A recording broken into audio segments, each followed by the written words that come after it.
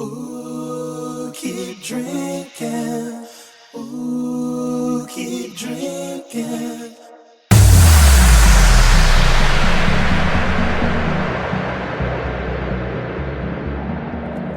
Ooh, keep drinking. Ooh, keep drinking. Ooh, keep drinking.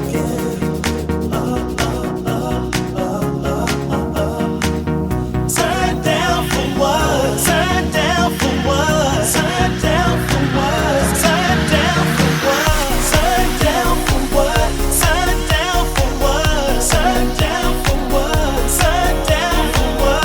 Turn down for what? Turn down, turn up, up, up, up, up, up, up. Turn down for what? Turn down for what? Turn down for what? Turn down for what? Turn down for what? Turn down, turn up. Now I'm at the bar again, chilling with my closest friends. Jaeger bombs and rumple mints, Fireball and Jameson, Hennessy, Hypnotic and Amsterdam, Patron and gin. Round and round we go again, partying and never ends. Like ooh, keep drinking. Ooh, keep drinking. Ooh, keep drinking. We turn up, up, up, up, up, up, up, up. Turn down for what? Turn down for what? Turn down for what? Turn down for what? Turn down for what? Turn down, turn up, up, up, up, up, up, up, up. Turn down for what? Turn down for what? Turn down for what? Turn down for what? Turn down for what? Turn down, turn up, up, up, up, up, up, up. Ooh, keep drinking. Ooh, keep drinking. Ooh, keep drinking.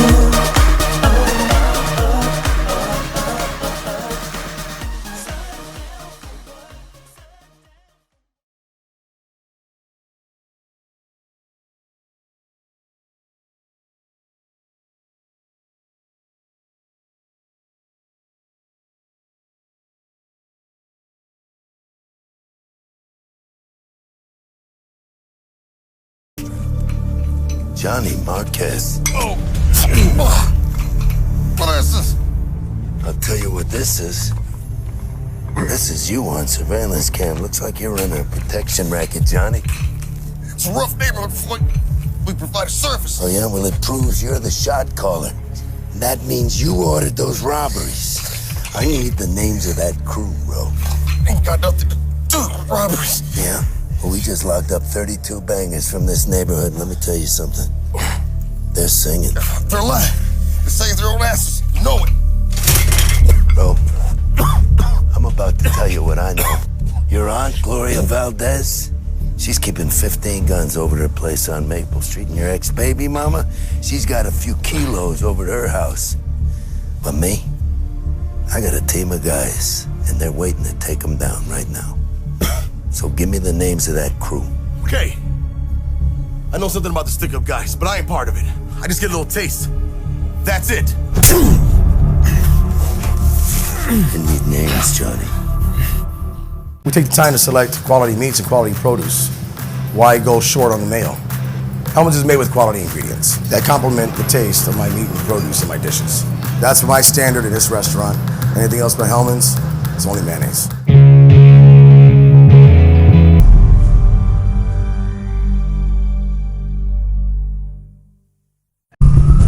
No one blocking the road this time.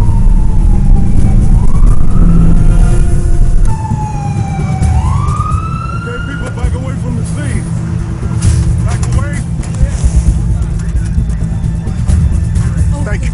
Yeah, talk to me. My husband, he was unloading the thing, it just fell. What's your name? Trisha. Okay, Trisha, take a look. Lieutenant Casey, what's your name? Steve. What happened here, Steve? Cable. Snap.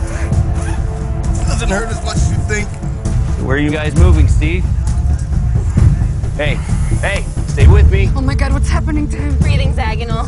Looks like an arterial bleed in the leg. Irregular heartbeat. Possibly AFib. I'm really worried about crush syndrome. What does that mean? Secure an airway and intubate. I'll get the tourniquet and I'd be going. All right, let's move over here. Let them do their job. Trisha, this here is Jimmy. He's gonna keep you updated on the situation. We've got the best people in the city working on this. I promise you that. All right, we're gonna need 4x4 cribbing and airbags. We gotta dig around it. Create a big enough gap to lift up the pod and slide his leg out. Let's go, let's go.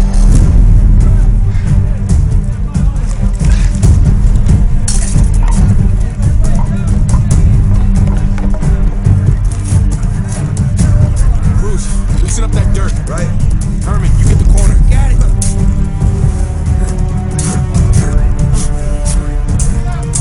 Now the cribbing and airbags. Okay, on my count, we're gonna raise the bags. 1, 2. Stop! Stop! Tell him to stop. You can't lift that off of him. What? He's going into crush syndrome. As soon as you release the limb, he's going into cardiac arrest. If we're gonna save this guy, we're gonna have to leave the leg behind.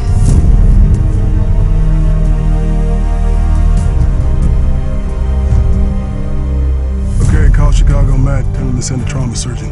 We're gonna have to amputate.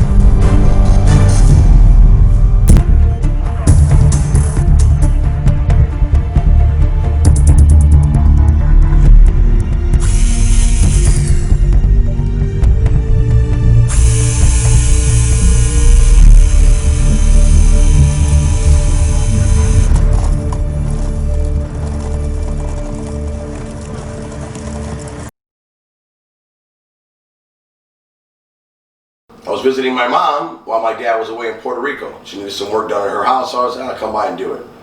That morning, there was an armed bank robbery at a bank. The BMO Harris Bank in Hammond, Indiana on December 21st, 2012. Look it up. And you'll see the article. Valparaiso man heroically saves cop and catches 2 armed robbers. Oh, that's crazy.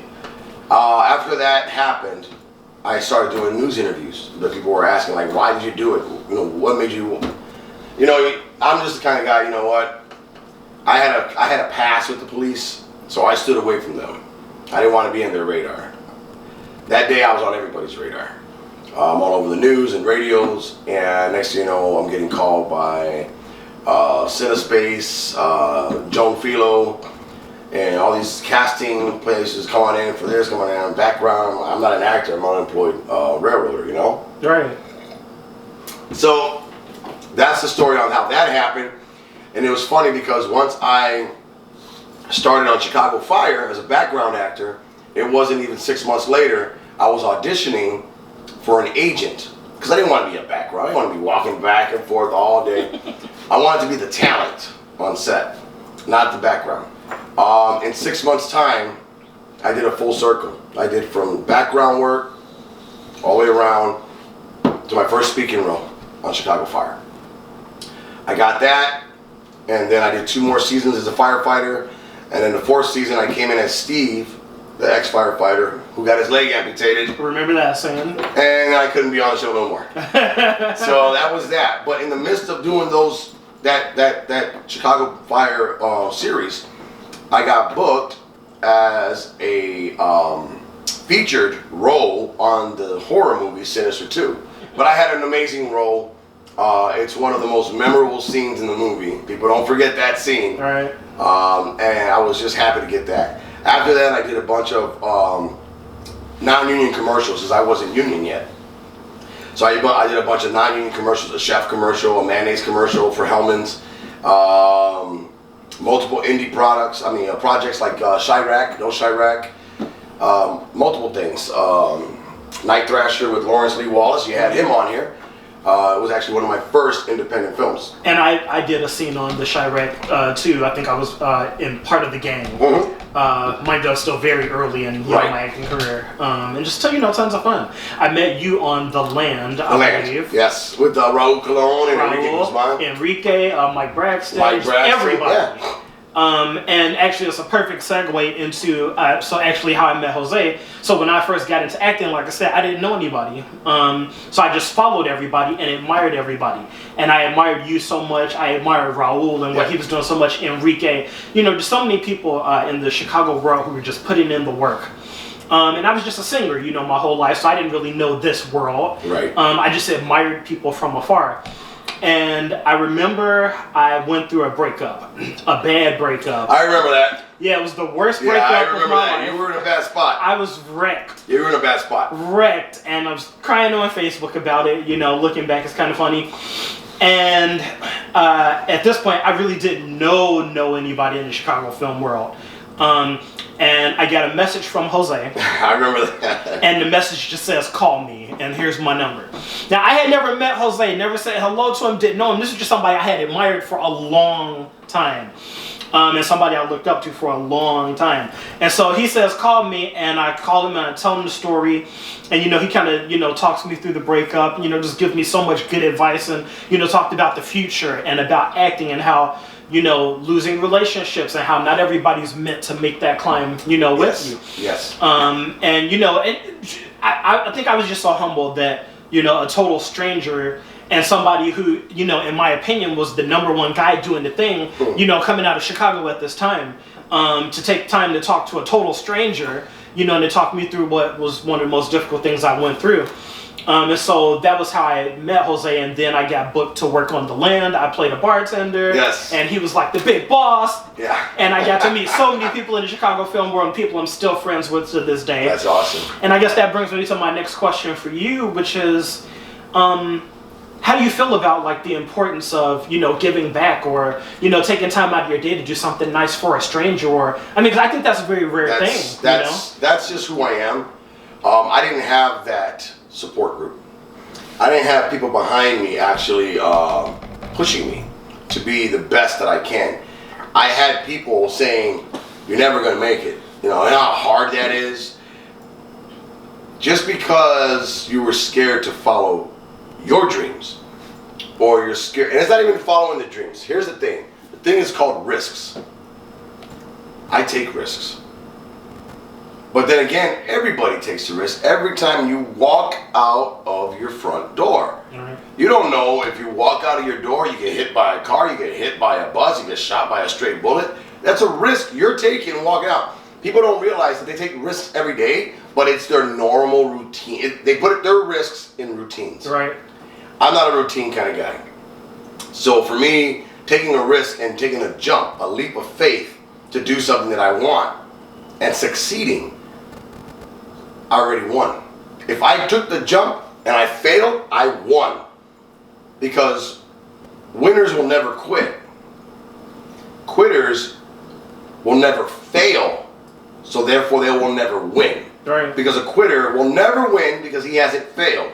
He started, he just quit. Right. You got to start something. You got to fail.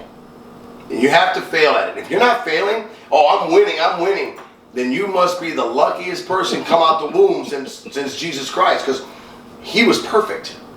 So if your life is all about winning and you don't lose, then you're really not winning. You think you're winning. Right. But maybe you're doing things that you know you can do. See, I set my goals pretty high.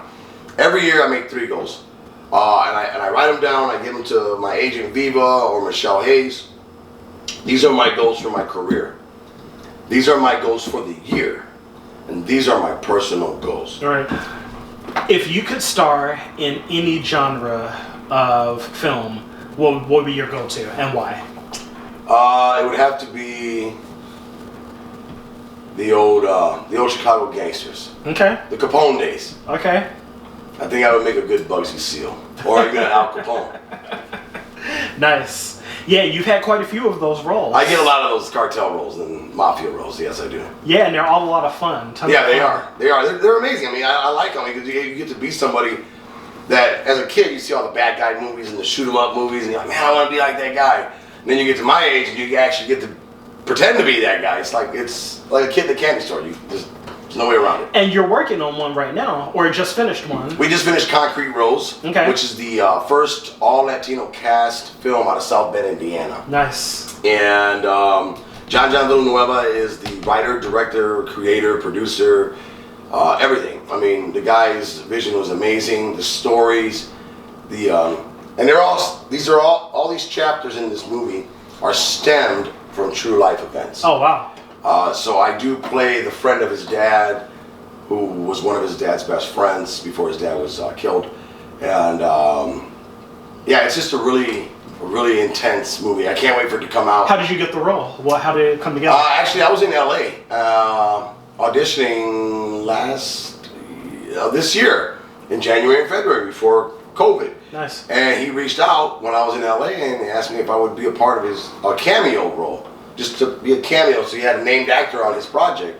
And I told him, sure, I'll do it for nothing, you know. And he was all excited. I got there, he loved the work, and then boom, he's like, no man, I had to write you in the rest of the movie. We were like, you killed it. When you came on the scene, it was like the first time people saw Darth Vader. When you walked through the door, it was like, who's this silhouette of a guy coming? I can see that. So that's totally cool. your niche, yeah. You know? Oh, I try to shine when I walk in the room. Nice. Yeah, that sounds like it'll be a lot of fun. It was very fun. Another question, a similar question. Who do you admire as far as actors? Who would you like to share a scene with? You know, what's your dream? You know, buddy scene? I really like Keanu Reeves, man. I like his style. He's down to earth. He's so humble. Absolutely. He's not flashy, and he wants to live a normal lifestyle. The guy takes subways. He walks down the streets, drives his motorcycle. Very, very, very humanitarian. Absolutely. He gives back so much, and I just think he's been a great advocate for great men in acting, but he is so how can you say it? Kind of underrated in a way. Underrated and overlooked. Yeah, and I think people are growing to appreciate Keanu over the last few years. So you'd like to be in like a John Wick movie? Yeah. I would love to be his protege in that movie, or an arch enemy or something like that. But that would be pretty awesome. Yeah, it would be cool because he's an amazing actor, man, and I think the guy's just great. Agreed. I think they're either working on or should be maybe even wrapped up. Yeah, Matrix. And John Wick. Yeah. They're doing a Matrix and a John Wick. Back to back. They'll come out back to back. Yeah, and I'm excited, you know, for both of those. Yeah. How about directors? If you could work with any director or just directors from past, present, or future, who do you love? I do love John, Raul Colon. I would like to work with Steven Spielberg on a project, but it had to be something really good. George Lucas. Absolutely. But you know, there's a lot of actors now that are going into the directorial. Clint Eastwood is by far the best. I would love to work side by side with Clint Eastwood on a film.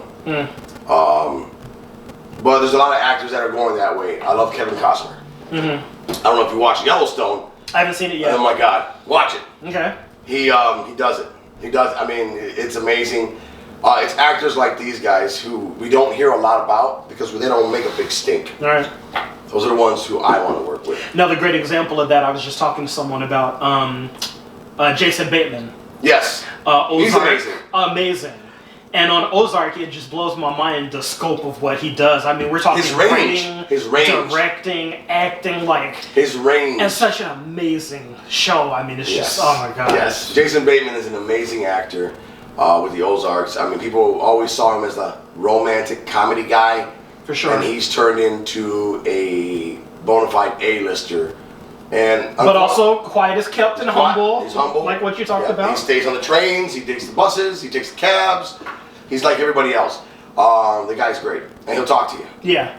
You know, those are the kind of people that I want to surround myself with. Those are the kind of people I want to work in the industry with. Since you've started acting, have you had a chance to play a chef or anything in the culinary area? Just the commercial, the Hellman's commercial that I'm going to send you. I think I sent it to you already. Okay. On the link. It's the Jose Santiago Jr. 2019 reel on YouTube. That showcases the kitchen scene where I'm actually doing the work, slicing meat, and talking about Hellman's mayonnaise. That was actually my first commercial. And it happened, I booked a chef commercial. When was that? The first year of Chicago Fire, when I got Chicago Fire, so that was a long time ago. It's been a little bit, but not that long though. We're probably talking, what, 2014, 15? 2014, I want to somewhere in there. Say 2014. So still 6 years ago, but yeah, that was my first booking as a chef on a commercial. was Hellman's commercial. Well, I think that's one thing that's great. You know, usually there was a time when if you wanted to be an actor, a big successful actor, obviously you wanted to be in LA, you wanted to be in New York. Even if you take it back 10 years and up to late, you wanted to be in Atlanta. And then probably about I'll take it maybe 7 years ago, shows started coming to Chicago. Everybody wants to be in Chicago. Yeah, and people got in that ground level, and so you guys were maybe a class ahead of me. You know, you guys got in there. Right. And then I kind of discovered acting, and I'm kind of trailing you guys and trying to play catch up, you know. Well, you will. I mean, it just takes time. It just takes a lot of time. You know, auditioning. Someone will see you, someone will hear you, and be like, okay, put that one over here. And they got something else, maybe down the road. You know, hey, bring that guy back out. It's been a fun journey. I've been having the time of my life. I booked more things this year than any other year in my life. Right. And, you know, just making the climb. That's it. And unlike you, where I like to focus on my goals, I like to set goals. I like to write my goals and list them, post pictures, take a vision board, and just knock them down one by one by one. So I admire your drive in that. What advice would you have to people as far as setting goals? Okay, when you set goals, don't set a goal like, okay, this year I want to buy a new car. Because we can all go out and buy a new car. That's a very achievable goal. Anything that is easily achievable, in my eyes, this is my opinion, I agree, is not a goal. Anything that's easily achievable or easily grabbable is not a goal. A goal is something that it's not going to come overnight. You are going to have to work. You're going to have to give the blood, sweat, and tears, man. You're going to have to in order to achieve that goal. And if that goal is like, well, I mean, riding my bike to the moon, you can forget that. Now let's get realistically like goals. Right. You're not riding a bike to the moon. I don't care what you think you're gonna do. You're not gonna happen. But you also think we should challenge ourselves. Raise that bar. You raise the bar. So if you had set goals this year and you achieved them in half the year or toward the end of the year, it only took you 12 months to achieve those goals, man. Make them harder next year. Twist them and make them more difficult for you, because now your goal this year is not to do those goals in a year, just to do them in 6 months. Right. So you got to really put the groundwork in. You really got to work the blood, sweat, and the tears, man. I mean, that's what it's all about. It's about pushing your body, your mind, and your heart to the limits. If you can do that, you can never lose. What are some of your favorite movies? Doesn't have to be a lot. Give me one or two. What movies can you watch over and over again? What movies inspire you to be a better actor? You know. I like Goodfellas. Great movie. The Godfather, the original Godfather. Amazing movie. And I also love Scarface. Great movies. Yeah. So I mean, those are some of the movies. I do like comedy. So if we're going to comedy, I love Robert Downey Jr. and Zach Galifianakis in Due Date. Nice. I thought that was hilarious. So those are my favorites. I mean, I could watch those particular movies over and over again and still laugh and still be like, man. So you'd love to do a scene with Al Pacino if you've given. Oh yeah, well I mean they nicknamed me out here the Latino Pacino, you know. So I got the nickname real quick when I showed up out here in Chicago. Nice. That's pretty awesome. But yeah, that's been my nickname for a couple of years, almost since I started. The Latino Pacino, you know. Now I'm trying to get away from it and be like, there's only one Pacino. I want to be the Latin cowboy. What advice would you give for actors in auditioning, in the audition room? Because a lot of people, the audition room is it can be nerve-wracking. Yeah, it's your first time. Yeah, absolutely. Even your 10th time. Yeah, and you've had quite a few auditions. You're seasoned. Going into the room, what advice would you give? I just say, you know what, be yourself when you walk in there, because they want to know the person. They don't want you coming in as that character. When you walk in the room, you address everybody, not just the ladies or the gentlemen, but everybody. You know, like, how you doing, ladies and gentlemen? You know, thank you for seeing me, blah, blah, blah. My name's this, that, and I'm reading for the role of this, but whatever it is, whatever they want you to do. If they stop you in the middle of your audition, stop. Don't keep going. Stop. Because what they're doing is they're trying to test you to see how good you are at taking direction. And if you keep arguing with them, they don't want you on set. Right. So you get in there, you look at them as your friends, and you're doing a job. Now, go into character, but don't lose them, and don't let them lose sight of who you are. You are, you're Charles, you're ChefLeone. Right. That's you. So don't let them forget to see Charles acting like this character. Right. They don't want to see Charles become the character. They don't want to see a character in Charles. They want to see Charles become the character. That's deep. So if you can't, and you have to know how to turn it on and off. Some people go into the audition room in character already, and then they ask, and then they might throw you off at the end and say, well, so tell us a little about yourself, and you're still the character. They can see right through that. Go in as yourself. Be humble. Be kind. Be respectful. Be courteous. Be also aware of time, because they're on a time schedule. The quicker you get in and do what you got to do and make a scene and kill it for them and put them in the back and put yourself in the back of their minds, the faster you'll get a call back. If you go in there and you're mumbling words and I forgot, never say I forgot. Just go. Just keep going. Make up something and then catch back up. They'll put you back on track. But if you fumble and you don't pick up the ball, then you lost the game. But if you fumble and you dive for it and recover, you're on your way to a touchdown. That's how you have to look at your auditions. I like that. Now, on the acting side, have you ever had a role that you found particularly challenging? Or have most of them been, a little bit closer to home, where it was more, you could find yourself in a lot of them were challenging. Not challenging. A lot of them were close to home. But the one I just received, which will be shooting in Wabash, Indiana. It's an independent film. I'm playing the father of a girl who hasn't been in her life. So you know what? Up until this year, I was like, okay, I can't wait to film this, man, because I've never been in this. But now, I just found my daughter of 30 years, so now I can even, so that's like a life experience for me, So it won't be so hard to bring out the sentimental, sympathetic and heartbreaking character that I need to bring out, because all I have to do is revert that back to what I felt when I met my 30-year-old daughter. Right. And all those emotions I can add to that character. But I do want to do a comedy. I do want to do a comedy. They say comedy is hard. It is. I've heard it said that comedy is the hardest thing for an actor to do. It is.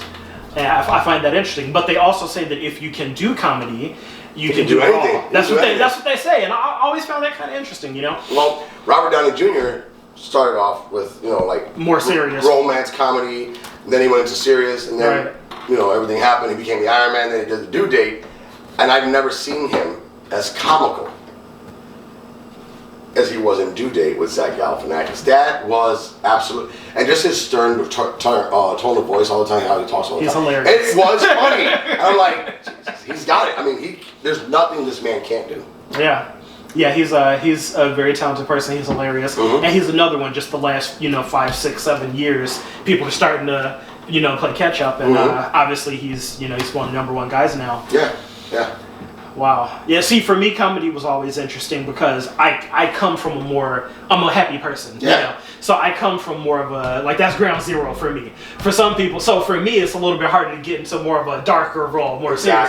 For other people, they're a little bit more on the other side, so it's a little hard for them to get into yes, joy. Yep. So I think we all have our baselines. Oh yeah. We all have our cards that we get dealt at birth, like you talked about. And you got to play the right card. And then you got to grow from there. You just play the right card, and you can always make it through the game of life. That's just my thing, man. I'm gonna make it through everything I'm going through, because the cards that I play are the cards that are going to get me to my next level. Right. Now, if I allow this to hold me back, I'll never achieve that next level of greatness. I'll never achieve that next level of satisfaction or happiness. So if this can't hold me back, I mean, cancer ain't got a chain around my neck and yanking me, because I'm not going to be a slave to it. I am going to fight it. I'm going to break free. And I'm going to keep going forward. Absolutely. And I'll catch me if you can. Because once I break free from you, you'll never catch me. Because I go at such a high velocity and speed in life, I can't sit still. I'm not in the same place twice. Right. Well, and I think that was a big part of why I was so excited to have you come here and be part of the second episode of Cooking with ChefLeone. And I didn't want to let the year pass without getting in here and hammering it out, catching up. With Jose, who's just a great friend. somebody I've just looked up to since day one, and just looking at, you know, your body of work and all that you've done, and looking forward to all the good things that you've got coming up in the future. And I know you just got that drive, that determination, where, you know, just so many good things are, you know, still to come. Yeah, it's been great, man. I mean, like I said, I had a blast when I first met you. I reached out to you when you were going through a time, and I watched you grow. It's nice to see you growing and not giving up, man. A lot of people are not even in the business no more. Right. That we started with, that you met, are not even in the business anymore because it's too hard.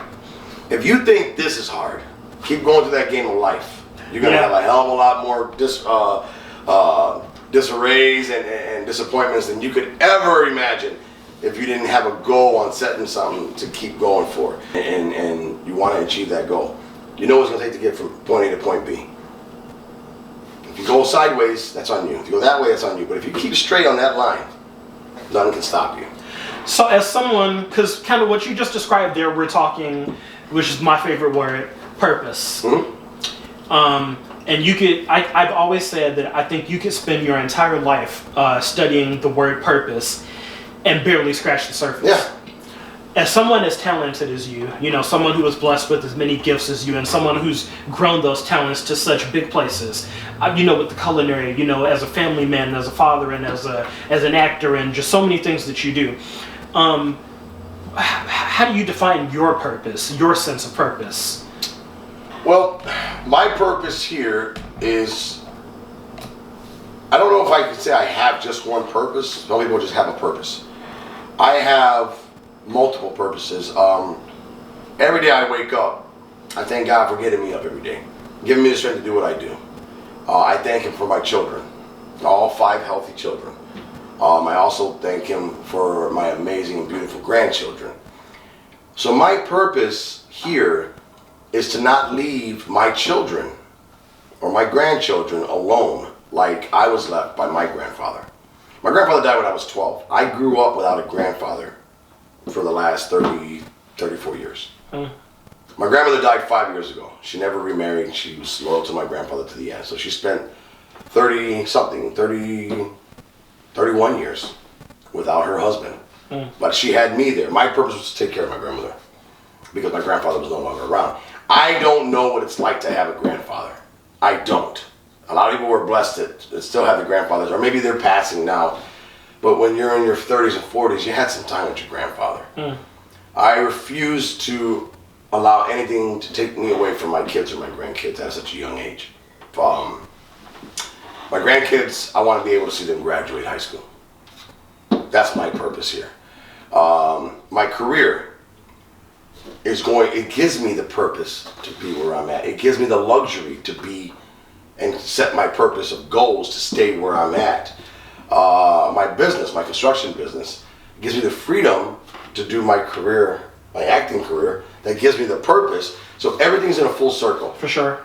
And it all revolves around my children and my grandkids. That's my purpose in life. And as along the way, to make people like you and everybody out there, if it helps you guys to hear my story, right.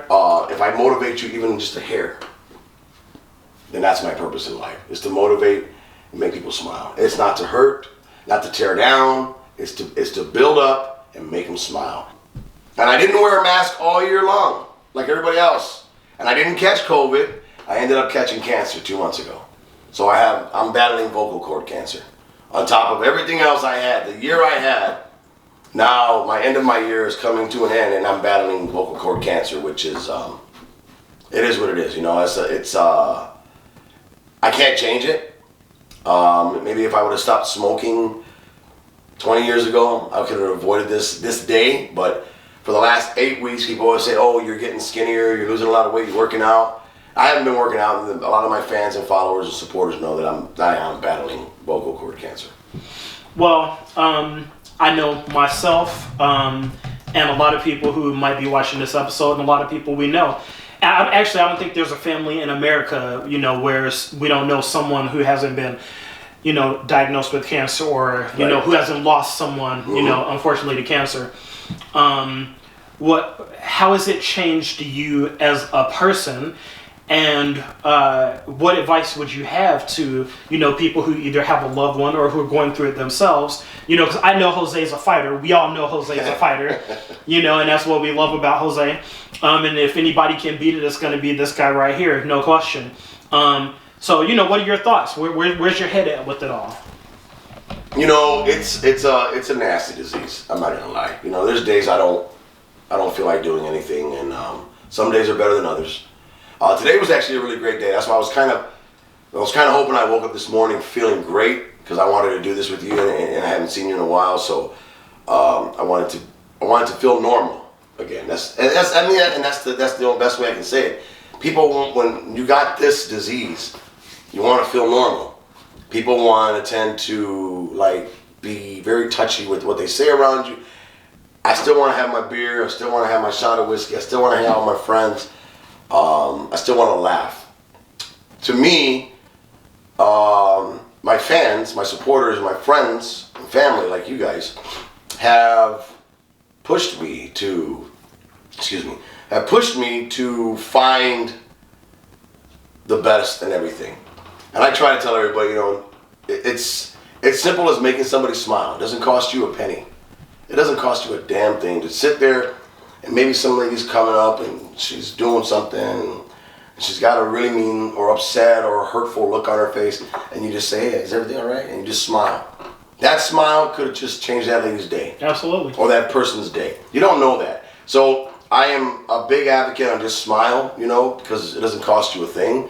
And I do listen to a lot of my followers, and I get a lot of DMs on questions on life and what life throws at us. Well, life has thrown me a lot of curves, and I'm still here. I refuse to lay down, because if I lay down, then life wins, and you lose. I don't want to lose my life to life. I want to win. Episode 2 of Cooking with Chef Leone. This is a very exciting day, not just because it's our second episode, but because we're in the presence of Jose Santiago, actor, chef, just all around humanitarian, great guy. And it's just super exciting to have you. Thank you for coming. Thank you for having me.